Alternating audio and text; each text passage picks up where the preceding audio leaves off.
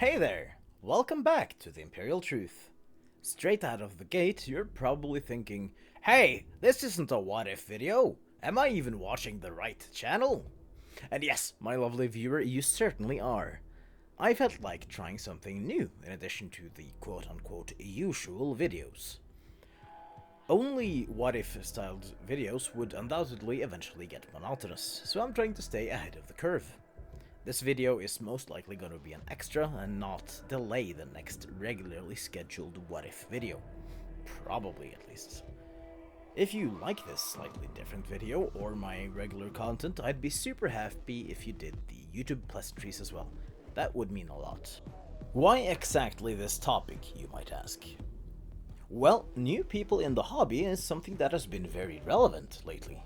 Between an influx of new people through sources like Space Marine 2 and the Secret Level animation, there are many new players building, painting, and playing their first armies.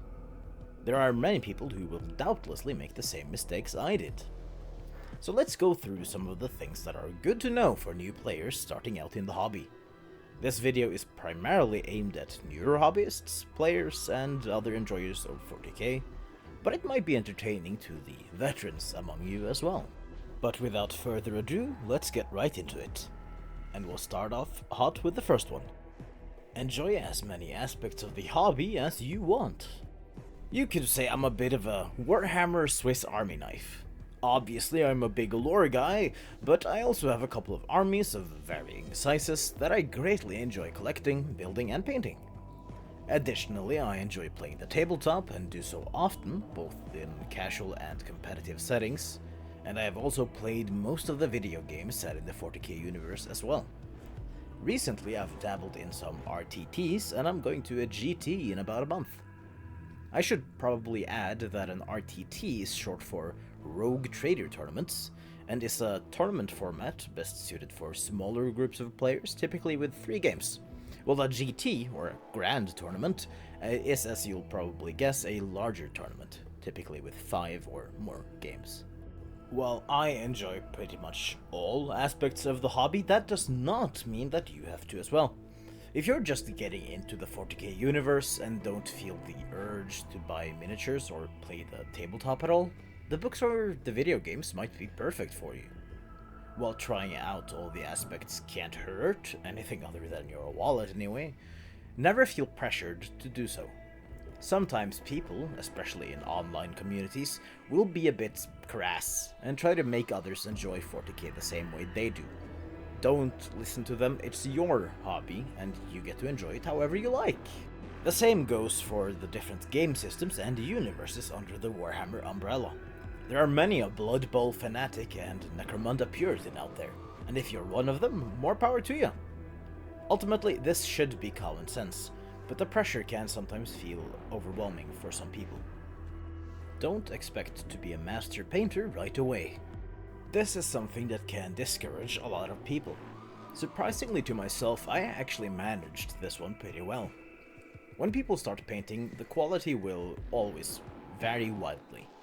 For instance, for some, their first mini can be better than someone else who's been painting for several years, while for others, their first mini can be a certified "be strong for the Emperor" Clarence moment. When I started out, I, as always, was deluded by my own grandeur, so I thought my early models were pretty good at the time. A very good example of this is the first model I painted that I thought was legitimately good. It was not. I only started out in the hobby during 9th edition, so this was the Sergeant model of a Space Marine Eradicator squad. I was so proud of it, I even showed it off to all my friends. As the months passed though, my newer paint jobs kept outclassing each other and the Eradicator Sergeant. Eventually, years later, a week or so ago now, I brought the Eradicators to an RTT.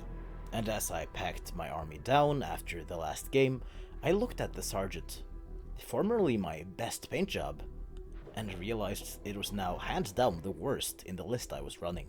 So as I got home, I chucked that bad boy and his unit in a bowl of 99.5% pure alcohol, and stripped the paint right off of them.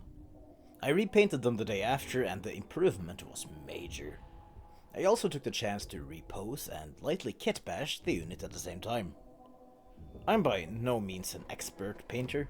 I think my paint jobs are perfectly adequate, but my point is that whether or not your models are painted well doesn't only come from talent, mostly experience. So as you make your first paint job, as you apply the primer on too thickly, as you forget to thin your paints, as your first attempt at a face is nothing but a smudged mess, and as your edge highlights look more like a second base coat. Don't lose heart, my friend. Don't be discouraged and stop painting because you're not happy with your models. You will improve with time, and so will your models. Besides, your earliest paint jobs, that you'll look back on with dread, can always be stripped and repainted later. Just don't ever strip or get rid of your first ever model. A person's first model is a memento, a frame of reference to show how far you've come. Keep it and cherish it, and you'll be able to demonstrate your own improvement at any time. They're your miniatures. Paint them exactly how you like. One of the hardest questions new hobbyists ask themselves is which army to collect. This alone may pose big difficulties for some, resulting in hours going back and forth, pondering and struggling. After an arduous process of selecting their army, they're immediately met by another. Which sub-faction to play, and how to paint the army. There are a few various main ways to go about this. I'll break it down. The first and coolest way, in my opinion, is the lore-accurate army. For example, for most Space Marine chapters, this means following the Codex Astartes, with whatever sprinkles of originality the chapter in question has as well.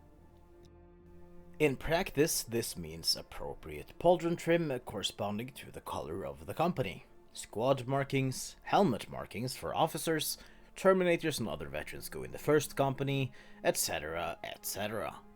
Some, like myself, find this process fun and rewarding, knowing that in the lore, the guys do in fact look like your models. For others, making a homebrew subfaction is the way to go. This gives you entirely free reins while still allowing for relatively lore-accurate armies.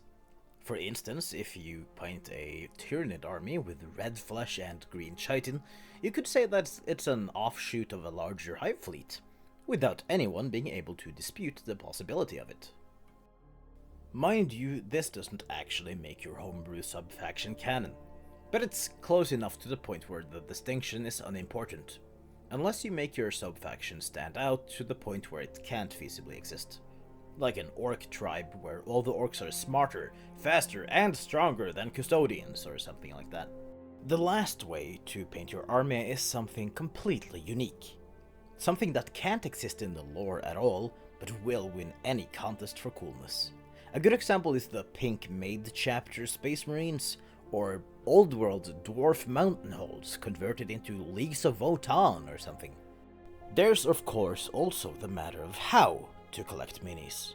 Most people own an army, maybe 2, maybe 3 or 4, but you can collect however you want. So whether you want to collect a couple of the coolest minis from each faction, or you want to get 20,000 points of a single faction, or anywhere in between, it's entirely your call. In the end, as the title says, they're your miniatures, and you can paint them however you like. If you want to paint your Imperial Knights to look like gingerbread, or your Necrons to look like teddy bears, nobody will stop you. An army that looks good, whether or not it's lore accurate is ultimately unimportant. Primer tips and tricks. After you've decided your painting scheme, the next challenge is how to actually accomplish it. One hurdle for some can, depending on the color scheme, be which color primer to use.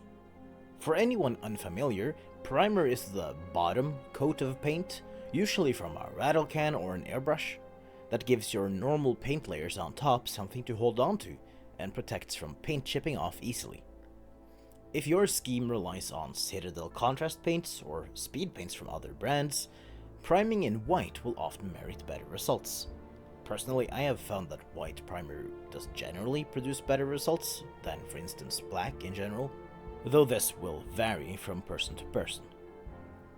Black primer is probably the most common to use, and I get why. It applies easily, doesn't dry too quickly or pool too much, the rattle cans last pretty long, and it's easier to do outside the recommended temperature range. Meanwhile, white primer can easily dry before hitting the model if the air is too dry, if it's too hot out, or if you spray from too far away. And it'll smudge easily if it's cold, if you spray from too close, and for some reason I can't explain, the can empties quicker than black primers. This last one could also be a skill issue, however. So yeah, picking a primer can be hard. But keep in mind that while the Citadel brand primers are probably the best, cheaper hardware store primers can be almost as good, and a lot cheaper. Just make sure they're rated for plastics. Paint brands and their quality. You'll often hear from the community how certain paint brands, usually Citadel, is the worst paint known to man. This is not the case. Yes, their paint pots can be a bit difficult to keep free of dried paint around the opening, but if that's a huge problem, you can transfer the paint to dropper bottles.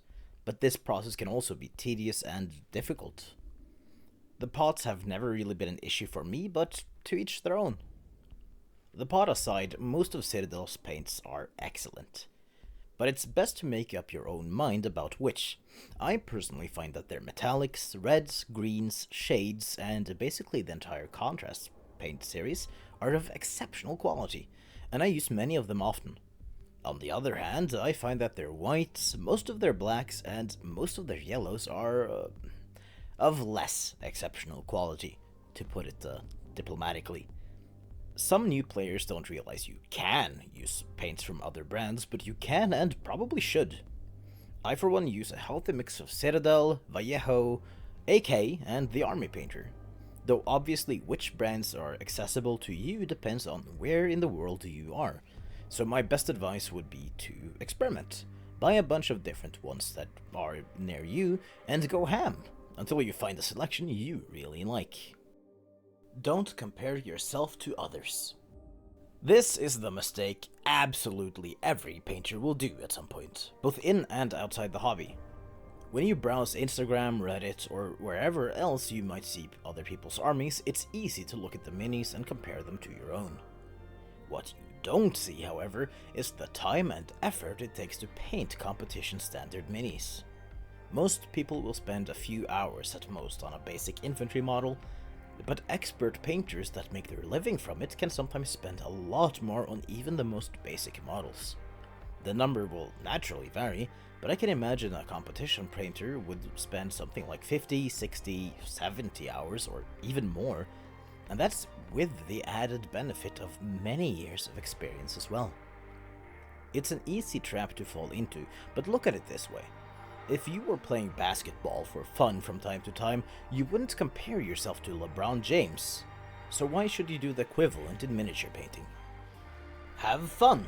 This should probably go without saying, but it's easy getting caught up in the more serious aspects of the hobby. Whether it's taking a game on the tabletop too seriously, getting too deep in a discussion on something related to the lore, or beating yourself up over a paint job you didn't like, it's important to keep in mind that the hobby is supposed to be for fun.